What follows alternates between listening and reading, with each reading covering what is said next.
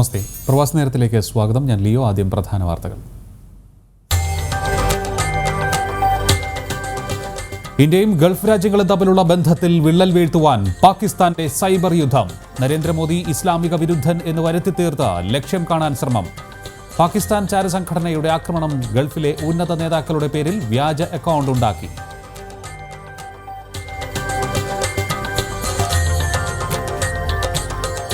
UAE-യിൽ corona virus ബാധിച്ച് 4 പേർ കൂടി മരിച്ചു. 518 പേർക്ക് പുതുതായി വൈറസ് ബാധ. കുവൈറ്റിൽ 61 ഇന്ത്യക്കാരടക്കം 151 പേർക്ക് കൂടി രോഗബാധ. ലോകത്ത് മരണം 1,86,000 പിന്നിട്ടു.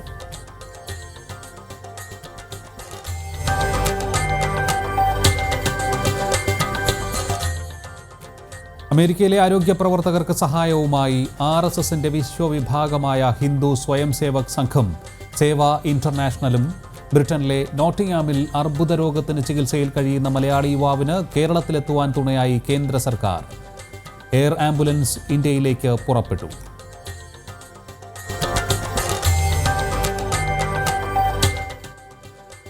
സ്പ്രിംഗ്ലർ കരാർ ദേശീയ IT ആക്ടിന് വിരുദ്ധമെന്ന് കേന്ദ്ര സർക്കാർ. സ്വകാര്യ വിവരങ്ങൾ കൈമാറുന്നത് ജസ്റ്റിസ് പുട്ടസ്വാമി കേസ് വിധിക്ക് എതിര്. കമ്പനിയുടെ എല്ലാ സേവനങ്ങളും നൽകുവാൻ ആരോഗ്യ സേതു ആപ്പിനും NICക്കും സാധിക്കുമെന്ന് ഹൈക്കോടതിയിൽ കേന്ദ്രം.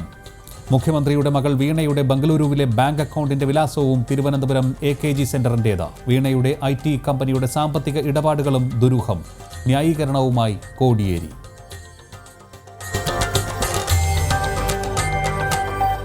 സ്പ്രിംഗ്ലർ കരാറിൽ അതൃപ്തി കടുപ്പിച്ച് CPI. കാനം രാജേന്ദ്രൻ കോടിയേരി ബാലകൃഷ്ണനെ നേരിൽ കണ്ട് അതൃപ്തി അറിയിച്ചു. ഇടപാടിൽ അവ്യക്തതയെന്ന് കാനം. പരിശോധിക്കാം എന്ന് കോടിയേരി. മുഖ്യമന്ത്രിക്ക് ലാവ്ലിൻ ബാധയെന്നും സത്യം പുറത്തായതിൽ വേവലാതിയെന്നും രമേശ് ചെന്നിത്തല.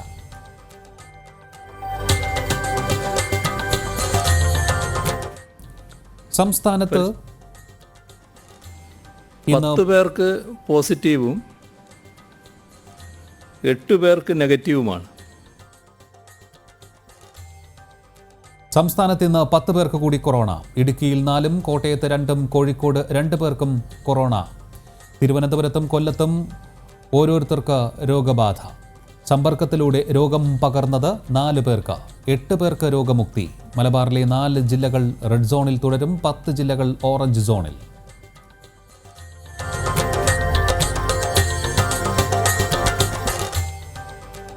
കേരളത്തിൽ നാളെ റമദാൻ വ്രതാരംഭം. ഇന്ന് മാസപ്പിറവി കണ്ടതിൽ നാളെ റമദാൻ 1 മതപണ്ഡിതർ. ഒമാൻ ഒഴികെയുള്ള ഗൾഫ് രാജ്യങ്ങളിലും നാളെ റമദാൻ വ്രതാരംഭം.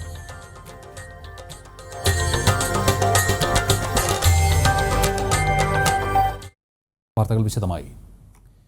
സ്പ്രിംഗ്ലർ കരാർ ദേശീയ IT ആക്ടിന് വിരുദ്ധമെന്ന് കേന്ദ്ര സർക്കാർ. ഇക്കാര്യം വ്യക്തമാക്കി കേന്ദ്രം ഹൈക്കോടതിയിൽ സത്യവാങ്മൂലം സമർപ്പിച്ചു. സ്വകാര്യ വിവരങ്ങൾ കൈമാറുന്നത് ജസ്റ്റിസ് പുട്ടസ്വാമി കേസ് വിധിക്ക് എതിരാണ്. സ്പ്രിംഗ്ലർ കമ്പനി നൽകുന്ന എല്ലാ സേവനങ്ങളും നൽകുവാൻ ആരോഗ്യ സേതു ആപ്പിന് കഴിയും. വിവരശേഖരണമടക്കമുള്ള എല്ലാ കാര്യങ്ങൾക്കും നാഷണൽ ഇൻഫോർമാറ്റിക്സ് സെന്ററിൽ സംവിധാനമുണ്ടെന്നും കേന്ദ്രം സത്യവാങ്മൂലത്തിൽ വ്യക്തമാക്കുന്നു.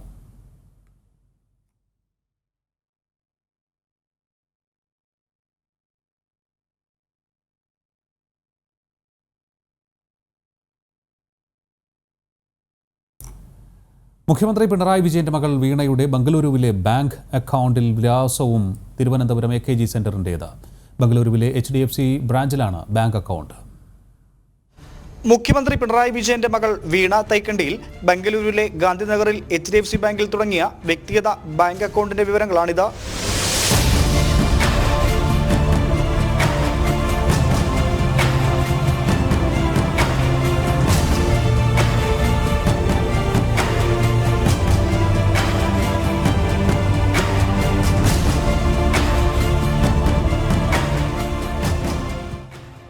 വീണയുടെ മേൽവിലാസം വ്യക്തിപരമായ ബാങ്ക് രേഖയിൽ പോലും AKG സെന്റർ എന്നും AKG അപ്പാർട്ട്മെന്റുമെന്നാണ് രേഖപ്പെടുത്തിയിരിക്കുന്നത്. അതേസമയം വീണയുടെ ഉടമസ്ഥയിലുള്ള IT കമ്പനിയിലെ നോമിനിയായ കമല വിജയന്റെ SBI ബാങ്കിലെ മേൽവിലാസം പിണറായി തലശ്ശേരി എന്ന് തന്നെയാണ്. വിവിധ സംഘടനകളുടെ മുഴുവൻ സമയ പ്രവർത്തകർ ആസ്ഥാനമാക്കിയിരിക്കുന്ന പാർട്ടി ഓഫീസുകളുടെ മേൽവിലാസം സ്വന്തം മേൽവിലാസമായി നൽകാറുണ്ട്. അതേസമയം മുഖ്യമന്ത്രിയുടെ മകൾക്ക് സ്വന്തമായി മറ്റ് മേൽവിലാസങ്ങൾ ഉണ്ടെന്നിരിക്കെ ബംഗളൂരുവിൽ തുടങ്ങിയ വ്യക്തിഗത ബാങ്ക് അക്കൗണ്ടിൽ പോലും CPMന്റെ ആസ്ഥാനമായ AKG സെന്ററിന്റെ മേൽവിലാസം നൽകിയത് ദുരൂഹമാണ്. മുഖ്യമന്ത്രിക്കും മകൾക്കും നേരെ ഉയരുന്ന ആരോപണങ്ങൾക്കെല്ലാം തെളിവില്ലെന്ന് പ്രഖ്യാപിച്ചു തള്ളുന്ന CPM നേതാക്കൾക്കും മുഖ്യമന്ത്രിക്കുമുള്ള മറുപടിയാണ് ഈ രേഖകൾ. CG ഉമേഷ്, ജനം, പത്തനംതിട്ട. മുഖ്യമന്ത്രിയുടെ മകൾ വീണയുടെ IT കമ്പനിയുടെ സാമ്പത്തിക ഇടപാടുകളിലും ദുരൂഹത. തുടക്കത്തിൽ നഷ്ടത്തിലായിരുന്ന എക്സാലോജിക് കമ്പനിക്ക് ഈടുകളില്ലാതെ ലഭിച്ചത് ലക്ഷങ്ങളുടെ സാമ്പത്തിക സഹായം. സഹായിച്ചവരിൽ വിവാദ വ്യവസായികളും. കമ്പനിക്ക് സാമ്പത്തിക സഹായം നൽകിയ എംപവർ ഇന്ത്യയുമായി ബന്ധമില്ല എന്ന് CMRL MD ശശിധര കർത്തയുമായി ബന്ധപ്പെട്ട വൃത്തങ്ങൾ അറിയിച്ചു. 2014 സ്റ്റാർട്ടപ്പ് സംരംഭമായി തുടങ്ങിയ വീണയുടെ എക്സാലോജിക് IT കമ്പനിയുടെ ബിസിനസ് വിപുലീകരണത്തിന് ധനലക്ഷ്മി ബാങ്ക് ഈടില്ലാതെ നൽകിയിട്ടുള്ളത് 50 ലക്ഷം രൂപയാണ്. ആരംഭത്തിൽ കമ്പനി വൻ നഷ്ടത്തിൽ പോകുന്നുവെന്ന് കമ്പനി രേഖകളിൽ തന്നെ വ്യക്തമാക്കുന്ന കാലത്താണ് ഈടില്ലാത്ത ലോൺ അനുവദിച്ചത്. ഇതിനൊപ്പം വിവാദ വ്യവസായിയുടെ എംപവർ ഇന്ത്യയിൽ നിന്ന് 25 ലക്ഷം രൂപയും വീണ കടം വാങ്ങി. വിവാദ വ്യവസായിക്ക് ഇക്കാലത്ത് സർക്കാർ തലത്തിൽ വഴിവിട്ട സഹായങ്ങളും ലഭിച്ചിട്ടുണ്ട്. പിന്നീട് മറ്റൊരു 18 ലക്ഷം രൂപ കൂടി വീണയും എംപവർ ഇന്ത്യയും കമ്പനിയിലേക്ക് എത്തിച്ചു. കമ്പനിയുടെ വരവ് ചെലവ് കണക്കുകളിലും വലിയ പൊരുത്തക്കേടുകളാണുള്ളത്. 2017-2018 കാലത്തൊഴികെ നഷ്ടക്കണക്കുകൾ മാത്രം മുന്നോട്ട് വയ്ക്കുന്ന എക്സാലോജിക്കിന് തുടക്കകാലത്ത് നിന്ന് ചെലവ് പല ഇരട്ടി വർദ്ധിച്ചതായി കാണിക്കുന്നുണ്ട്. നികുതി വെട്ടിപ്പുകൾക്കുള്ള സാധ്യതകൾ തുറന്ന കള്ളക്കണക്കുകളാണ് കമ്പനി പുറത്തുവിട്ടിട്ടുള്ളതെന്ന സംശയവും ബലപ്പെടുന്നുണ്ട്. ജീവനക്കാരുടെ ചെലവിനത്തിൽ 2015 8,073 രൂപ മാത്രം കണക്കാക്കുമ്പോൾ തൊട്ടടുത്ത വർഷം ഇത് 50,35,038 രൂപയായി പല മടങ്ങ് വർദ്ധിച്ചു. ഒടുവിൽ 2019 സാമ്പത്തിക വർഷാവസാനം ജീവനക്കാരുടെ ചെലവ് മാത്രം 67,98,575 അവതരിപ്പിക്കുന്നു. ഈ കണക്കുകളിലെല്ലാം പ്രഥമദൃഷ്ട്യാ ബോധ്യമാകുന്ന മനഃപൂർവമായ വൈരുദ്ധ്യങ്ങൾ വ്യക്തമാണ്. ഇതിനൊപ്പമാണ് വൻ തുകകൾ യാതൊരു ഈടുമില്ലാതെ ലഭിച്ചതിൻ്റെ സംശയങ്ങളും ബാക്കിയാകുന്നത്. ഇവിടെയാണ് ജനൻ TV തന്നെ പുറത്തു കൊണ്ടുവന്ന വീണ വിജയന്റെ AKG സെന്റർ വിലാസത്തിന്റെ പണമൊഴുകാനുള്ള സാധ്യതകളും വ്യക്തമാകുന്നത്. ജിജീഷ് കരുണാകരൻ, ജനം, കൊച്ചി. സ്പ്രിംഗ്ലർ ഇടപാടിൽ കടുത്ത അതൃപ്തിയുമായി CPI. കോടിയേരി ബാലകൃഷ്ണനെ AKG സെന്ററിൽ എത്തി നേരിട്ട് കണ്ടാണ് കാനം രാജേന്ദ്രൻ അതൃപ്തി അറിയിച്ചത്. ഇടപാടിൽ അവ്യക്തതയെന്ന Kanam. IT secretary M Sivasankar നേരിട്ടെത്തി വിശദീകരണം നൽകിയിട്ടും കാനത്തിന്റെ നിലപാടിൽ മാറ്റമില്ല.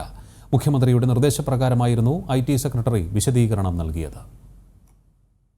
ഇന്നലെ വൈകിട്ട് AKG സെന്ററിലെത്തിയാണ് CPI സംസ്ഥാന സെക്രട്ടറി കാനം രാജേന്ദ്രൻ CPM സംസ്ഥാന സെക്രട്ടറി കോടിയേരി ബാലകൃഷ്ണനുമായി കൂടിക്കാഴ്ച നടത്തിയത്. സ്പ്രിംഗ്ലർ കരാറിലെ അതൃപ്തി കാനം കോടിയേരിയെ നേരിട്ട് അറിയിച്ചു. കൊറോണ പ്രതിരോധത്തിന്റെ പേരിൽ അമേരിക്കൻ കമ്പനിയായ സ്പ്രിംഗ്ലറുമായി സർക്കാർ ഉണ്ടാക്കിയ ഡേറ്റ കൈമാറ്റ കരാറിൽ അവ്യക്തതയുണ്ട്. മന്ത്രിസഭായോഗം വിഷയം ചർച്ച ചെയ്യാത്തതും നിയമവകുപ്പിന്റെയും കേന്ദ്ര സർക്കാരിന്റെയും അനുമതി തേടാത്തതും ശരിയായ നടപടിയല്ലെന്ന് കാനം അറിയിച്ചു.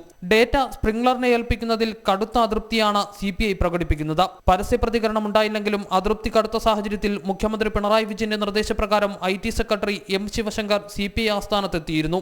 കരാർ സാഹചര്യങ്ങളെല്ലാം IT സെക്രട്ടറി വിശദീകരിച്ചെങ്കിലും CPIയുടെ ഇക്കാര്യത്തിലുള്ള അതൃപ്തി തുടരുകയാണ്. എന്തുകൊണ്ട് കരാർ വിശദാംശങ്ങൾ മന്ത്രിസഭ ചർച്ച ചെയ്തില്ലെന്ന നിർണായക ചോദ്യമാണ് കാനം ഉന്നയിക്കുന്നത്. നിയമ നടപടികൾ അമേരിക്കയിലായതിലും അതൃപ്തിയുണ്ട്. സ്പ്രിംഗ്ലറിൽ പ്രതിപക്ഷം ഉന്നയിക്കുന്ന ആരോപണങ്ങൾ ശരിവെക്കുന്ന നിലയ്ക്കാണ് ഓരോ ദിവസവും തെളിവുകൾ പുറത്തുവരുന്നത്. നടപടിക്രമങ്ങളിലെ വീഴ്ച ചൂണ്ടിക്കാട്ടി CPI എതിർപ്പുന്നയിക്കുമ്പോൾ വിശദീകരിക്കേണ്ട ചുമതല സർക്കാരിനും CPMനുമാണ്. ആധാറിനെതിരെ സമരം ചെയ്ത ഇടതു നയത്തിന് വിരുദ്ധമായാണ് വ്യക്തികളുടെ ഡേറ്റ സംബന്ധിച്ചുള്ള സ്പ്രിംഗ്ലർ കരാർ. ജനം, തിരുവനന്തപുരം. അതിജീവിക്കാം ഒന്നിച്ച്.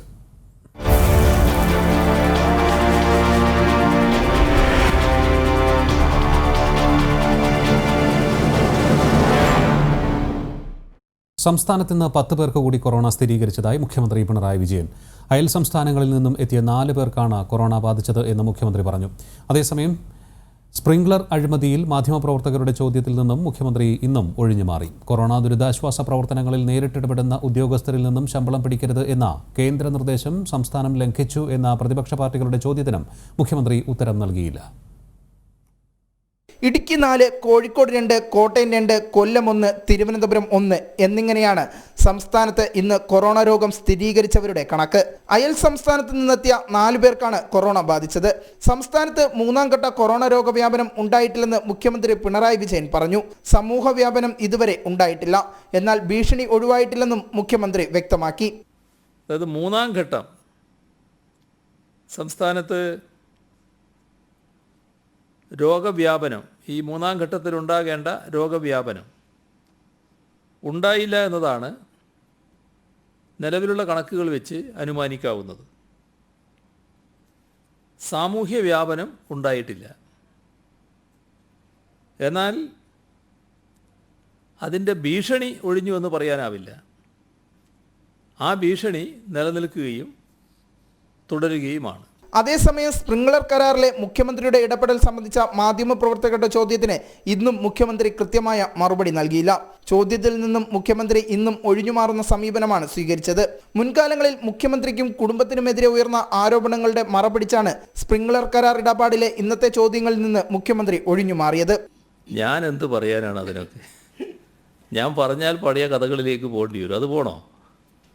ചിലപ്പോൾ നിങ്ങൾക്കറിയാത്ത ചില കഥകളും ഉണ്ടാകും ആ കൂട്ടത്തിൽ. കമല ഇൻ്റർനാഷണലിനെ പറ്റി കേട്ടിരുന്നോ? നിങ്ങൾ ചോദിച്ച ആളോടാണ് ഞാൻ ചോദിക്കുന്നത്. കേട്ടിനാ? അല്ല, കമല ഇൻ്റർനാഷണലിനെ പറ്റി കേട്ടിരുന്നോ? അല്ല, നിങ്ങളിപ്പോൾ കേൾക്കുന്നോന്നല്ല, കമല ഇൻ്റർനാഷണലിനെ പറ്റി നിങ്ങൾ നേരത്തെ കേട്ടിരുന്നോ? നിങ്ങൾക്കറിയാമായിരുന്നോ? കമല ഇൻ്റർനാഷണൽ എന്ന് പറയുന്നത് എൻ്റെ ഭാര്യയുടെ പേര് കമല എന്നാണ്. അവരുടെ പേരിലുള്ള സ്ഥാപനം വിദേശത്ത് ഉണ്ട് എന്ന് പറഞ്ഞിട്ടുള്ള ആക്ഷേപമായിരുന്നു. കൊറോണ ദുരിതാശ്വാസ പ്രവർത്തനങ്ങളിൽ നേരിട്ടിടപെടുന്ന ഉദ്യോഗസ്ഥരിൽ നിന്ന് ശമ്പളം പിടിക്കരുതെന്ന കേന്ദ്ര നിർദ്ദേശം സംസ്ഥാനം ലംഘിച്ചെന്ന BJP സംസ്ഥാന അധ്യക്ഷൻ K. സുരേന്ദ്രന്റെ ചോദ്യത്തിനും മുഖ്യമന്ത്രി ഉത്തരം നൽകിയില്ല. അദ്ദേഹത്തിനുള്ള വിവരമായിരിക്കും അത്. ഇവിടെ നമ്മളിപ്പോൾ ഈ ഘട്ടത്തിൽ ഈ സംസ്ഥാന ഗവൺമെൻറ്റിൻ്റെ നില വെച്ചുകൊണ്ട് ഒരു ശമ്പളം കൊടുക്കുന്നതിൽ ഒരു 6 ദിവസത്തെ ശമ്പളം മാറ്റിവെക്കുന്ന നിലയാണ് സ്വീകരിച്ചിട്ടുള്ളത്. ആ നടപടി എല്ലാവർക്കും ബാധകമായിട്ടുള്ള നിലക്കാണ് നമ്മൾ എടുത്തിട്ടുള്ളത്. കൂടാതെ സ്പ്രിംഗ്ലർ കരാറിലെ CPIയുടെ അതൃപ്തി സംബന്ധിച്ച ചോദ്യത്തിന് CPI സംസ്ഥാന സെക്രട്ടറി CPM സംസ്ഥാന സെക്രട്ടറിയെ കാണുന്നത് സാധാരണ നടപടി മാത്രമാണെന്നായിരുന്നു മുഖ്യമന്ത്രിയുടെ മറുപടി. ജനം, തിരുവനന്തപുരം. UAE-യിൽ കൊറോണ വൈറസ് ബാധിച്ച് 4 പേർ കൂടി മരിച്ചു. 518 പേർക്ക് പുതുതായി രോഗം സ്ഥിരീകരിക്കുകയും ചെയ്തതായി ആരോഗ്യ രോഗപ്രതിരോധ മന്ത്രാലയം അറിയിച്ചു. കൊറോണ വൈറസ് ബാധിച്ച് UAE-യിൽ 4 പേർ കൂടി മരിച്ചതായി ആരോഗ്യ രോഗപ്രതിരോധ മന്ത്രാലയം അറിയിച്ചു. ഇതോടെ രാജ്യത്ത് കൊറോണ വൈറസ് ബാധിച്ച് മരിച്ചവരുടെ എണ്ണം 56ആയി. പുതുതായി 518 പേർക്ക് കൂടി കൊറോണ വൈറസ് ബാധ സ്ഥിരീകരിച്ചു. രാജ്യത്ത് ഒരു ദിവസം റിപ്പോർട്ട് ചെയ്യപ്പെട്ട ഏറ്റവും കൂടുതൽ രോഗികളുടെ എണ്ണമാണിത്. ഇതോടെ കൊറോണ വൈറസ് ബാധിതരുടെ ആകെ എണ്ണം 8756ആയി. അതേസമയം കൊറോണ സ്ഥിരീകരിച്ചതിനെ തുടർന്ന് ചികിത്സയിലായിരുന്ന 91 പേർ കൂടി പുതുതായി രോഗമുക്തി നേടി. ഇതോടെ രോഗം ഭേദമായവരുടെ ആകെ എണ്ണം 1637ആയി ഉയർന്നു. കൊറോണ വൈറസിനെ പ്രതിരോധിക്കാൻ ശക്തമായ നടപടികളാണ് UAE കൈക്കൊള്ളുന്നത്. രോഗബാധ കണ്ടെത്താൻ ഒരു ദിവസം 20,000-ലേറെ പരിശോധനകളാണ് രാജ്യത്ത് നടക്കുന്നത്. ജനം, ദുബായ്. കുവൈറ്റിൽ 61 ഇന്ത്യക്കാരടക്കം 151 പേർക്ക് കൂടി കൊറോണ സ്ഥിരീകരിച്ചു. ഇതോടെ രാജ്യത്ത് കൊറോണ ബാധിച്ച ഇന്ത്യക്കാരുടെ എണ്ണം 1310ആയി. ഇന്ന് ഒരാൾ കൂടി മരിച്ചതോടെ കുവൈറ്റിലെ കൊറോണ മരണസംഖ്യ 14ആയി. വിദേശികൾക്ക് ആരോഗ്യപരിരക്ഷ ഉറപ്പുവരുത്തുന്നതിൽ മന്ത്രാലയം പ്രതിജ്ഞാബദ്ധമാണെന്ന് ആരോഗ്യമന്ത്രി ബാസിൽ അൽ സബ പറഞ്ഞു. ആരോഗ്യ പ്രവർത്തകർക്ക് നേരെയുണ്ടാകുന്ന കയ്യേറ്റ നടപടികൾ അത്യന്തം ഗുരുതരമായ നിയമലംഘനമാണെന്ന് ആരോഗ്യമന്ത്രി ബാസിൽ അൽ സബ പറഞ്ഞു. വിദേശികൾക്ക് ആരോഗ്യ പരിരക്ഷ ഉറപ്പുവരുത്തുന്നതിൽ മന്ത്രാലയം പ്രതിജ്ഞാബദ്ധമാണെന്നും വിദേശികൾ തിങ്ങിപ്പാർക്കുന്ന മേഖലകളിലെ ഫീൽഡ് കൊറോണ പരിശോധനാ ക്യാമ്പയിൻ തുടരുമെന്നും മന്ത്രാലയം അറിയിച്ചു. കൊറോണ ബാധയേറ്റ് കുവൈറ്റിൽ നിന്നും 1 മരണം കൂടി റിപ്പോർട്ട് ചെയ്തതോടെ രാജ്യത്തെ കൊറോണ മരണസംഖ്യ 14ആയി. അത്യാഹിത വിഭാഗത്തിൽ 1 മാസമായി കഴിഞ്ഞ കുവൈറ്റ് പൗരനാണ് മരണമടഞ്ഞത്. 61 ഇന്ത്യക്കാരടക്കം 159 പേർക്ക് കൂടി കൊറോണ രോഗബാധ സ്ഥിരീകരിച്ചതോടെ രാജ്യത്ത് കൊറോണ ബാധിച്ചവരുടെ എണ്ണം 2399ആയി. ഇതിൽ 1310 പേർ ഇന്ത്യക്കാരാണ്. പുതുതായി രോഗം സ്ഥിരീകരിച്ചവരിൽ 60 ഇന്ത്യക്കാരുൾപ്പെടെ 132 പേർക്ക് സമ്പർക്കം വഴിയാണ് വൈറസ് ബാധിച്ചത്. UAE, തുർക്കി, ഈജിപ്ത് എന്നിവിടങ്ങളിൽ നിന്നും മടങ്ങിയെത്തിയ 12 കുവൈറ്റുകൾക്കും ഇന്ന് പുതുതായി രോഗം സ്ഥിരീകരിച്ചിട്ടുണ്ട്. ചികിത്സയിലുണ്ടായിരുന്ന 55 പേർക്ക് കൂടി രോഗമുക്തി നേടിയതോടെ രോഗം ഭേദമായി ആശുപത്രി വിട്ടവരുടെ എണ്ണം 498ആയി. ചികിത്സയിലുള്ള 1887 പേരിൽ 55 പേർ തീവ്ര പരിചരണ വിഭാഗത്തിലാണ്. ഇതിൽ 22 പേരുടെ നില അതീവ ഗുരുതരമാണെന്നും ആരോഗ്യ മന്ത്രാലയം അറിയിച്ചു. ജനം, കുവൈറ്റ്. കൊറോണ വൈറസ് വ്യാപനം നിയന്ത്രണ വിധേയമായ ശേഷം മാളുകൾ തുറക്കുന്നത് സംബന്ധിച്ച് ദുബായിലും അബുദാബിയിലും മാർഗനിർദ്ദേശങ്ങൾ പുറത്തിറക്കി. കടുത്ത നിയന്ത്രണങ്ങളോടെയാകും മാളുകളുടെ പ്രവർത്തനം. ദുബായിലും അബുദാബിയിലും മാളുകളുടെ പ്രവർത്തനം പുനരാരംഭിച്ചാൽ കടുത്ത നിയന്ത്രണങ്ങളായിരിക്കും ഉണ്ടാവുക. സാമ്പത്തിക വികസന വകുപ്പാണ് മാർഗനിർദ്ദേശം പുറത്തിറക്കിയിരിക്കുന്നത്. 60 വയസ്സിന് മുകളിൽ പ്രായമുള്ളവർക്ക് മാളുകളിൽ പ്രവേശനം ഉണ്ടാകില്ല. മാളുകളിൽ എത്തുന്നവർ നിർബന്ധമായും മുഖാവരണവും കയ്യുറകളും ധരിച്ചിരിക്കണം. മാളുകളുടെ ആൾശേഷിയുടെ 30% മാത്രമേ ആദ്യഘട്ടത്തിൽ അനുവദിക്കൂ. ശരീര താപനിലയിൽ വ്യത്യാസമുണ്ടെന്ന് തോന്നിക്കുന്നവരെ പ്രവേശിപ്പിക്കരുത്. 3 മണിക്കൂറിലധികം മാളുകളിൽ ചെലവിടാൻ പാടില്ല. വ്യക്തികൾ തമ്മിൽ 2 മീറ്റർ വരെ സാമൂഹ്യ അകലം പാലിക്കണം. മാളുകളിലെ ഭക്ഷണശാലകളിലെ മേശകൾക്കിടയിൽ 2 മീറ്ററെങ്കിലും അകലം വേണം. അണുനാശിനി ഉപയോഗിച്ച് മേശയും കസേരയും വൃത്തിയാക്കിയിരിക്കണം. ജീവനക്കാർ കൊറോണ വൈറസ് പരിശോധന നടത്തിയിരിക്കണം തുടങ്ങിയ നിർദ്ദേശങ്ങളാണ് വകുപ്പ് നൽകിയിരിക്കുന്നത്. ജനം, ദുബായ്. ഇന്ത്യയിലേക്കുള്ള വിമാന സർവീസ് പുനരാരംഭിച്ചാൽ തങ്ങളുടെ തൊഴിലാളികളെ നാട്ടിലെത്തിക്കുന്നതിന്റെ മുഴുവൻ ചെലവും വഹിക്കും എന്ന് റാസൽ ഖൈമ ആസ്ഥാനമായുള്ള എലൈറ്റ് ഗ്രൂപ്പ് ഓഫ് കമ്പനീസ് അറിയിച്ചു. 1800ഓളം തൊഴിലാളികളാണ് എലൈറ്റ് ഗ്രൂപ്പ് ഓഫ് കമ്പനീസിന് കീഴിൽ ഉള്ളത്. കൊറോണ വൈറസ് വ്യാപനത്തിന്റെ പശ്ചാത്തലത്തിൽ നിർത്തിവെച്ച ഇന്ത്യയിലേക്കുള്ള വിമാന സർവീസ് പുനരാരംഭിച്ചാൽ തൊഴിലാളികളെ നാട്ടിലെത്തിക്കുന്നതിന്റെ മുഴുവൻ ചെലവും വഹിക്കുമെന്നും ക്വാറന്റൈൻ അടക്കമുള്ള കാര്യങ്ങൾ ഏറ്റെടുക്കുമെന്നും റാസൽ ഖൈമ ആസ്ഥാനമായുള്ള എലൈറ്റ് ഗ്രൂപ്പ് ഓഫ് കമ്പനീസ് വ്യക്തമാക്കി. മാനേജിംഗ് ഡയറക്ടർ ആർ ഹരികുമാറാണ് ഇക്കാര്യം അറിയിച്ചത്. സമീപഭാവിയിൽ കേന്ദ്ര ഗവൺമെന്റ് സഹായത്തോടുകൂടി നമ്മുടെ ആൾക്കാരെ ഇവിടെ നിന്ന് നാട്ടിലെത്തിക്കാനുള്ള ഏതെങ്കിലും ഒരു വഴി തുറന്നു കിട്ടിയാൽ നിങ്ങളെ ഓരോരുത്തരുടെയും എൻ്റെ ചെലവിൽ തന്നെ നിങ്ങളെ നാട്ടിൽ ഭദ്രമായി എത്തിക്കുകയും അവിടെ നിങ്ങൾക്ക് വേണ്ടുന്ന എല്ലാവിധമായ സപ്പോർട്ടുകളും ചെയ്യാൻ ഞാനും ഈ കമ്പനിയും പ്രതിജ്ഞാബദ്ധമാണ്. തൊഴിലാളികൾക്ക് എന്തെങ്കിലും ആരോഗ്യ പ്രശ്നമുണ്ടായാൽ ചികിത്സയ്ക്ക് ആവശ്യമായ തുക കമ്പനി വഹിക്കുമെന്ന് ഹരികുമാർ പറഞ്ഞിരുന്നു. UAE വിവിധ എമിറേറ്റുകളിലായി 11 ശാഖകളുള്ള എലൈറ്റ് ഗ്രൂപ്പ് ഓഫ് കമ്പനീസിന് 1800ഓളം വരുന്ന തൊഴിലാളികളാണുള്ളത്. ഇതിൽ 90% മലയാളികളാണ്. ജനം, ദുബായ്. കൊറോണ ഏൽപ്പിച്ച യാത്രാവിലക്ക് മറികടന്ന് ബ്രിട്ടനിലെ നോട്ടിംഗ്ഹാമിൽ അർബുദ രോഗത്തിന് ചികിത്സയിൽ കഴിയുന്ന മലയാളി യുവാവിന് കേരളത്തിലേക്ക് പറക്കാൻ കേന്ദ്ര സർക്കാർ തുണയായി. തലശ്ശേരി നിട്ടൂർ സ്വദേശിയും സോഫ്റ്റ്വെയർ എഞ്ചിനീയറുമായ പ്രസാദ് ദാസ് എളിമ്പനെയും വഹിച്ചുള്ള പ്രത്യേക എയർ ആംബുലൻസ് ബ്രിട്ടൻ സമയം ഉച്ചയ്ക്ക് 12 മണിക്ക് കോഴിക്കോട്ടേക്ക് പുറപ്പെട്ടു. കൊറോണ ബാധയുടെ പശ്ചാത്തലത്തിൽ വിമാന സർവീസ് മുടങ്ങിക്കിടക്കുന്നതിനാൽ കോഴിക്കോട്ടെ സ്വകാര്യ ആശുപത്രിയിൽ തുടർ ചികിത്സയ്ക്ക് എത്തുക തലശ്ശേരി നിട്ടൂർ സ്വദേശിയും ബ്രിട്ടനിൽ സോഫ്റ്റ്വെയർ എഞ്ചിനീയറുമായ പ്രസാദ് ദാസിനെ സംബന്ധിച്ചിടത്തോളം ഏറെ ദുഷ്കരമായിരുന്നു. അർബുദബാധിതനായ പ്രസാദിന് കൊറോണ രോഗികളുടെ എണ്ണം കൂടിയതിനാൽ നോട്ടിംഗ്ഹാം ആശുപത്രിയിൽ മതിയായ ചികിത്സ ലഭിച്ചിരുന്നില്ല. തുടർന്നാണ് കോഴിക്കോട്ടെ സ്വകാര്യ ആശുപത്രി അധികൃതരുമായി ബന്ധപ്പെടുന്നതും ശസ്ത്രക്രിയയ്ക്ക് വിധേയനാകാൻ തയ്യാറെടുത്തതും. സ്വന്തം ചെലവിൽ പ്രത്യേക എയർ ആംബുലൻസ് ഒരുക്കിയെങ്കിലും ഇന്ത്യയിലേക്ക് പറക്കാൻ സിവിൽ ഏവിയേഷൻ ഡയറക്ടർ ജനറലിന്റെ അനുമതിയും കേന്ദ്ര ആഭ്യന്തര മന്ത്രാലയത്തിന്റെ അംഗീകാരവും അനിവാര്യമായിരുന്നു. ഈ കടമ്പകളൊക്കെ മറികടക്കാൻ കേന്ദ്ര വിദേശകാര്യ സഹമന്ത്രി വി മുരളീധരന്റെയും MP-മാരായ അൽഫോൺസ് കണ്ണദാനത്തിന്റെയും സുരേഷ് ഗോപിയുടെയും സമയോചിതമായ ഇടപെടൽ സഹായകമായി. ബുധനാഴ്ച രേഖാമൂലം അനുവാദം ലഭിച്ചതോടെ വ്യാഴാഴ്ച ഇന്ത്യൻ സമയം വൈകുന്നേരം 4:30 പ്രസാദും കുടുംബവും ഉൾപ്പെടുന്ന 7-അംഗ സംഘം പറന്നുയർന്നു. ജർമ്മനി, ഗ്രീസ്, ഷാർജ എന്നിവിടങ്ങളിൽ ഇന്ധനം നിറക്കുന്നതിനായി താൽക്കാലികമായി നിർത്തുന്ന എയർ ആംബുലൻസ് വെള്ളിയാഴ്ച രാവിലെ 10 മണിയോടെ കരിപ്പൂരിൽ ഇറങ്ങും. തുടർന്ന് നഗരത്തിലെ സ്വകാര്യ ആശുപത്രിയിലേക്ക് പ്രസാദിനെ മാറ്റും. ശസ്ത്രക്രിയയ്ക്ക് വിധേയനായാൽ ഉദരത്തിലെ അർബുദം നീക്കം ചെയ്യാമെന്ന വിദഗ്ധ ഡോക്ടർമാരുടെ ഉപദേശത്തിന്റെ അടിസ്ഥാനത്തിലാണ് തികച്ചും ദുഷ്കരമായ യാത്രയ്ക്ക് പ്രസാദ് മുതിർന്നത്. മനുഷ്യത്വപരമായ വിഷയമായതിനാൽ കേന്ദ്ര സർക്കാർ അടിയന്തരമായി ഇടപെട്ട പരിഹാരമുണ്ടാക്കുകയും ചെയ്തു. ഇനി പ്രസാദ് ദാസ് എത്രയും പെട്ടെന്ന് രോഗവിമുക്തി നേടട്ടെ എന്ന് പ്രാർത്ഥിക്കാം. അനിൽ നമ്പ്യാർ, ന്യൂസ് ഡെസ്ക്, ജനം.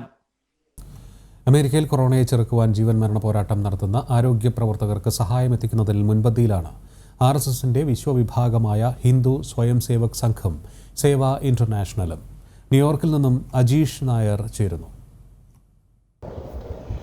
ഹിന്ദു സ്വയം സേവക് സംഘ് HSS USA, സേവ ഭാരതിയുടെ അമേരിക്കൻ പതിപ്പായ സേവ ഇന്റർനാഷണൽ USA എന്നീ സംഘടനകൾ അമേരിക്കയിൽ COVID-19 എന്ന മഹാമാരിയുടെ വ്യാപനം മൂലം കഷ്ടത അനുഭവിക്കുന്ന ജനവിഭാഗത്തിന് അടിയന്തരമായ സഹായം എത്തിച്ചു നൽകുന്ന ഫസ്റ്റ് റെസ്പോണ്ടേഴ്സ് അഥവാ വിവിധ പോലീസ് ഡിപ്പാർട്ട്മെൻറ്റുകൾ, അതോടൊപ്പം തന്നെ ആംബുലൻസ് EMT വർക്കേഴ്സ് എന്നിവർക്ക് ഭക്ഷണവും അതോടൊപ്പം തന്നെ പേഴ്സണൽ പ്രൊട്ടക്റ്റീവ് എക്യുപ്മെന്റ്സും എത്തിച്ചു നൽകി മാതൃകയാകുകയാണ്. Hi, my name is Amy Tulipko. I'm an EMT at Dobbs Ferry. I just want to thank HSSSEWA USA for the lovely breakfast, which is we really could use, and also all those beautiful PPE, which is personal protection equipment. Thank you so much from the bottom of our heart. You know, this makes us go out and have like more energy. You guys are wonderful. You guys got to be careful. I feel like crying because you guys are so wonderful. So thank you really from the bottom of our heart of thinking of us, and please stay safe because we need you and you guys are our heroes. So thank you very much. Sewa international USAയുടെ സേവന പ്രവർത്തനങ്ങളെക്കുറിച്ച് Indian consulate general എന്താണ് പറയാനുള്ളത് എന്ന് നമുക്ക് ശ്രദ്ധിക്കാം. Friends, I trust you are safe and healthy. You are staying at home and strictly observing the social distancing guidelines that the government has issued, both here in the United States and also in India. We are going through some difficult times, trying and testing times, but we know the solution is in our hands. We know that we can beat the virus by staying at home and not spreading it when we step out. I am so happy that many community organizations and Indian community leaders have approached us, are collaborating with us and making a lot of effort in ensuring that people are inconvenienced the least. I want to applaud the efforts of Seva.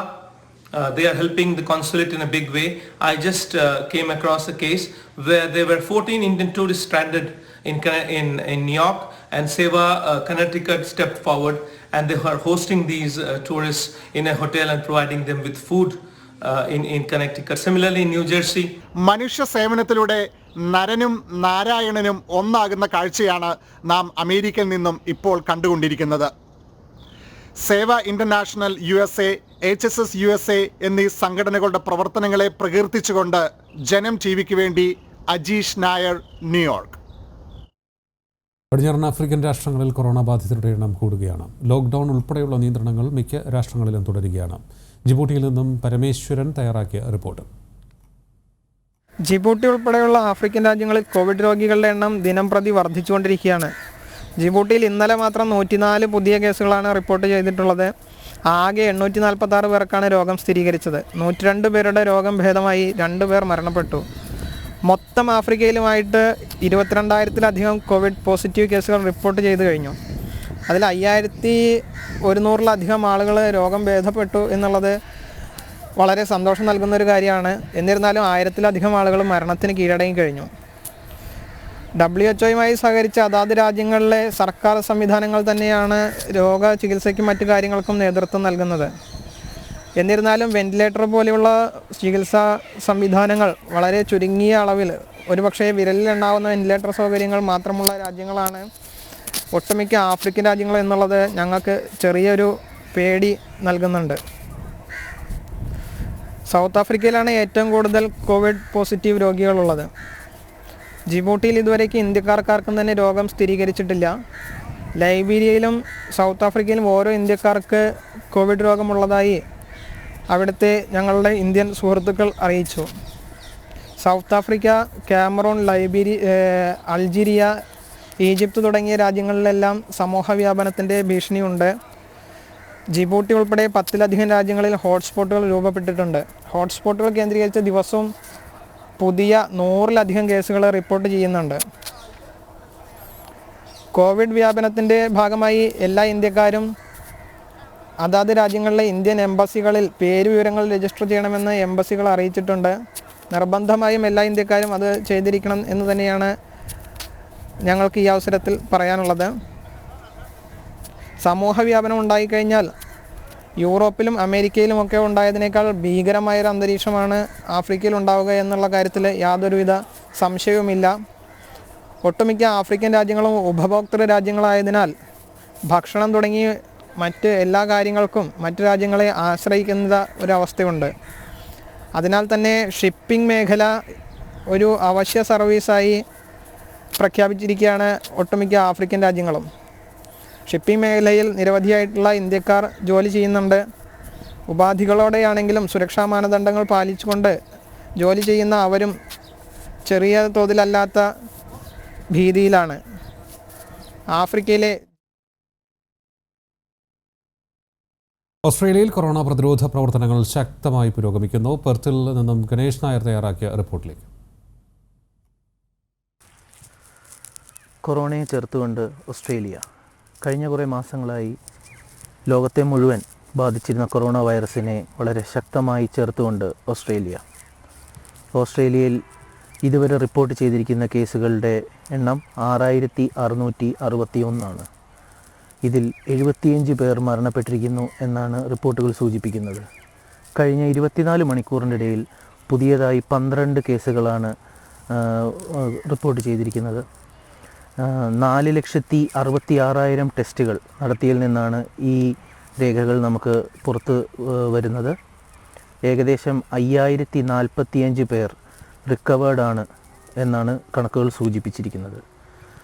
ഓസ്ട്രേലിയയെ സംബന്ധിച്ചിടത്തോളം 0.002% നിരക്കിലാണ് corona virus പടരുന്നത്. ഇത് ബാക്കിയുള്ള ലോകരാജ്യങ്ങളെ സംബന്ധിച്ചിടത്തോളം വളരെ വളരെ കുറവാണ്. വളരെ ശക്തമായ സോഷ്യൽ ഡിസ്റ്റൻസിങ് മെഷേഴ്സും അതുപോലെ തന്നെ ഫ്രണ്ട് ലൈൻ വർക്കേഴ്സ്, അതായത് ഹോസ്പിറ്റൽ സ്റ്റാഫും അതുപോലെ പോലീസും ഇവരുടെ എല്ലാം വളരെ ശക്തമായ കാര്യക്ഷമമായ പ്രവർത്തനങ്ങളുടെ ഫലമായിട്ടാണ് ഈ രേഖകൾ നമുക്കിപ്പോൾ കിട്ടുന്നത്. കൊറോണ വൈറസ് ഓസ്ട്രേലിയയിൽ കുറയുന്നുണ്ട് എങ്കിൽ പോലും അടുത്ത 2 ആഴ്ചത്തേക്ക് കൂടി വളരെ ശക്തമായ ലോക്ക്ഡൗൺ മെഷേഴ്സ് തന്നെയാണ് ലോക്ക്ഡൗൺ മെഷേഴ്സ് കൊണ്ട് തന്നെയാണ് മുന്നോട്ട് പോകുന്നു എന്നാണ് സർക്കാർ പറഞ്ഞിരിക്കുന്നത്. 2 ആഴ്ചയ്ക്ക് ശേഷം നാഷണൽ ക്യാബിനറ്റ് കൂടുമ്പോൾ എന്തൊക്കെ ഇളവുകളാണ് വരുന്നതെന്ന് നമുക്ക് സ്കോട്ട് മോറിസൻ്റെ സർക്കാർ ഉടൻ തന്നെ പറയും. ഇൻ്റർനാഷണൽ വിസിറ്റേഴ്സും അതുപോലെ തന്നെ ബാക്കിയുള്ള രാജ്യങ്ങളിൽ നിന്ന് വരുന്നവർക്കും ഇപ്പോഴും ഓസ്ട്രേലിയയിൽ പ്രവേശനം നിരോധിച്ചിരിക്കുകയാണ്. അടുത്ത 6 മാസം വരെയെങ്കിലും ഏകദേശം ഇത് മുന്നേറും എന്നാണ് പറയുന്നത്. കോഴിക്കോട് സ്വദേശി കൊറോണ ബാധിച്ച് UK-യിൽ മരിച്ചു. കോഴിക്കോട് ചെമ്പനോട് സ്വദേശി കുന്നക്കാട് സിദ്ധാർത്ഥ് ആണ് മരിച്ചത്. ഖത്തറിലെ പ്രമുഖ മലയാളി ഡോക്ടറായ പ്രകാശിൻ്റെ മകനാണ്. അതിനിടെ കൊറോണ ബാധിച്ച് അമേരിക്കയിൽ ഒരു മലയാളി കൂടി മരിച്ചു. ചങ്ങനാശ്ശേരി സ്വദേശി ജോസഫ് മാത്യു ആണ് മരിച്ചത്. 69 വയസ്സായിരുന്നു. ഡിട്രോയിറ്റ് മലയാളി അസോസിയേഷൻ്റെ മുൻ പ്രസിഡന്റാണ്.